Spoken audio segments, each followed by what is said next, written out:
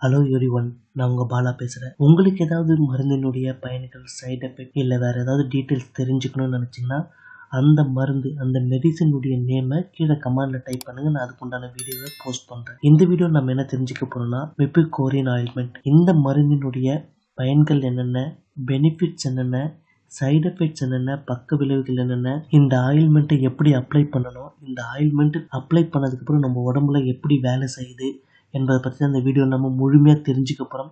வாங்க வீடியோக்குள்ளே போகலாம். அதுக்கு முன்னாடி இது வரைக்கும் நம்ம சேனல் நீங்கள் சப்ஸ்கிரைப் பண்ணலாம், இப்போ சப்ஸ்கிரைப் பண்ணிடுங்க. அப்படியே பக்கத்தில் இருக்க பெல் ஐக்கனையும் கிளிக் பண்ணிடுங்க. அப்போ தான் என்னுடைய அடுத்தடுத்த வீடியோக்குள்ள உங்களுக்கு நோட்டிஃபிகேஷனாக வந்து சேரும். ஃபர்ஸ்ட்டு, இந்த மருந்தினுடைய பயன்கள், பெனிஃபிட்ஸ் என்னென்ன என்பதை தெரிஞ்சுப்போம். இந்த மிபிகோரின் ஒரு ஆன்டிபயோட்டிக் ஆயில்மெண்ட். இது பாக்டீரியா காரணமாக ஏற்படக்கூடிய நோய் தொற்றுகள்லேருந்து, ஸ்கின் இன்ஃபெக்ஷன்லேருந்து நம்மளை பாதுகாக்க பயன்படுது. இந்த மருந்தினுடைய பெனிஃபிட்ஸ் பார்த்தீங்கன்னா, ஸ்கின் இன்ஃபெக்ஷனை குணப்படுத்த பயன்படுது. பொதுவாக எல்லா காயங்களுக்கும் இந்த மருந்து ஒரு ஆன்டிபயோட்டிக்காக காயங்கள் மேலே எந்த விதமான இன்ஃபெக்ஷனோ நோய் தொற்றுகளோ ஏற்படாதவாறு, அப்படின்னு ஆல்ரெடி நோய் தொற்று இன்ஃபெக்ஷன் ஏற்பட்டிருந்தால் அதை குறைக்கவும் இந்த மருந்து பயன்படுது. இது மட்டும் இல்லாமல் ஸ்கின்னு ரெட்னஸாக இருக்கிறத குறைக்கவும் இந்த மருந்து பயன்படுது. அடுத்து, வீக்கம் மற்றும் பஸ் இவற்றை குறைக்க இந்த மருந்து பயன்படுது. இது ஒரு டாபிக்கல் ஆன்டிபயோட்டிக், புண்ணு மேலே தடவக்கூடிய ஒரு ஆன்டிபயோட்டிக்.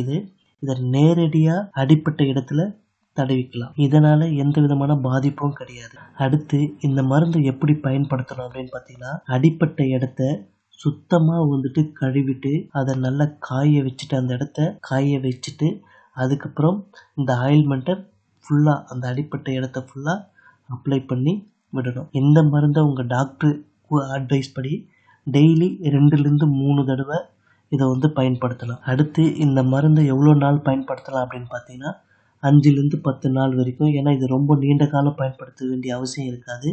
அந்த இன்ஃபெக்ஷன் குறையிற வரைக்கும் இந்த மருந்தை பயன்படுத்தினாவே போதும். அடுத்து, இந்த மருந்து நம்ம உடம்புக்குள்ளே போய் எப்படி வேலை செய்யுது என்பதை தெரிஞ்சுப்போம். இந்த மருந்து நாம் அடிப்பட்ட இடத்துல அப்ளை பண்ணதுக்கப்புறம் அந்த இடத்துல இருக்கக்கூடிய பாக்டீரியாக்கள் புரதம் உற்பத்தி பண்ணுறதை தடுக்குது. ப்ரோட்டீன்ஸ் உற்பத்தி பண்ணுறதை தடுக்குது. ஸோ அதனால் பாக்டீரியா வளரவும் முடியாது, பாக்டீரியா அதிகமாகவும் முடியாது, இனப்பெருக்கவும் பண்ண முடியாது. ஸோ இதனால் பாக்டீரியா ஆட்டோமேட்டிக்காக இறந்து போயிடும். ஸோ இப்படி தான் இந்த மருந்து அடிப்பட்ட இடத்துல இருக்கக்கூடிய அந்த இன்ஃபெக்ஷனை, நோய் தொற்றை படிப்படியாக குணமாக்க நம்மளுக்கு பயன்படுது. அடுத்து, இந்த மருந்தினுடைய பொதுவான பக்க விளைவுகள் என்ன அப்படின்னு பார்த்தீங்கன்னா, அப்ளை பண்ண இடத்துல எரிச்சல் ஏற்படுவது, அரிப்பு, சிவந்து போதல், லேசான வலி, உலர்ந்து போதல், ட்ரை ஆகுறது, இவைதான் இந்த மருந்தினுடைய பொதுவான பக்க விளைவுகள். அடுத்து, இந்த மருந்தினுடைய சிவியரான பக்க விளைவுகள் என்ன அப்படின்னு பார்த்தீங்கன்னா, கடுமையான அலர்ஜி ஏற்படுதல், ஸ்கின் ரேஷஸ், அரிப்பு ஏற்படுதல், முகம் மற்றும் உதடு வீக்கம் ஏற்படுதல், மூச்சு திணறல், இவைதான் இந்த மருந்தினுடைய ஆபத்தான பக்க விளைவுகள். இந்த மருந்தை எடுக்கும்போது யாரெல்லாம் கவனமாக இருக்கணும் அப்படின்னு பார்த்தீங்கன்னா, மிபிகோரின் அலர்ஜி உங்களுக்கு ஆல்ரெடி இருக்குது அப்படின்னா, ஸோ உங்கள் டாக்டர்கிட்ட நீங்கள் முன்னாடியே இன்ஃபார்ம் பண்ணிடுங்க.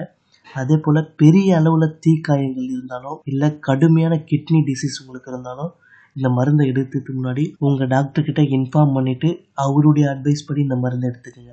அதே போல் ப்ரெக்னெண்ட்டாக இருக்கிறவங்க, குழந்தைக்கு தாய்ப்பால் கொடுக்குறவங்க, இந்த மருந்து எடுத்துக்கிறதுக்கு முன்னாடி உங்கள் டாக்டர் கன்சல்ட் பண்ணிவிட்டு நீங்கள் எடுங்க. இந்த மருந்து ஒரு ஆன்டிபயோட்டிக். இது ஃபங்கல் இன்ஃபெக்ஷனுக்கு, வைரல் இன்ஃபெக்ஷனுக்கு, இல்லை சாதாரண அரிப்பு இல்லை அலர்ஜிக்கு பயன்படுத்த முடியாது. பயன்படுத்தினா உங்களுக்கு ரிசல்ட் இருக்காது. இதே போல் உங்களுக்கு ஏதாவது மருந்தினுடைய பெனிஃபிட்ஸ் இல்லை சைடு எஃபெக்ட்ஸ் ஏதாவது தெரிஞ்சுக்கணும், இல்லை அதோடைய வேறு ஏதாவது டீட்டெயில்ஸ் தெரிஞ்சுக்கணும் அப்படின்னா கீழே கமெண்டில் அந்த மெடிசனுடைய நேம் டீட்டெயில்ஸ் டைப் பண்ண அனுப்புங்க. நான் அந்த மருந்தினுடைய வீடியோவை போஸ்ட் பண்ணுறேன், நீங்கள் பாருங்கள். இந்த வீடியோவை எல்லாருக்குமே ஷேர் பண்ணுங்கள். முக்கியமாக அடிப்பட்டவங்களுக்கு, காயத்தால் பாதிப்பு ஏற்பட்டிருக்கவங்களுக்கு இந்த வீடியோவை ஷேர் பண்ணுங்கள். இந்த மிபிகோரின் மருந்து அவங்க யூஸ் பண்ணட்டும், இந்த மருந்தினுடைய சைடு எஃபெக்ட்ஸ் என்ன என்பதை எல்லாம் தெரிஞ்சுக்கிட்டோம். ஸோ அதனால் இந்த வீடியோவை எல்லாருக்குமே ஷேர் பண்ணுங்கள். நம்ம வேறு ஒரு வீடியோவில் சந்திப்போம். நன்றி, வணக்கம்.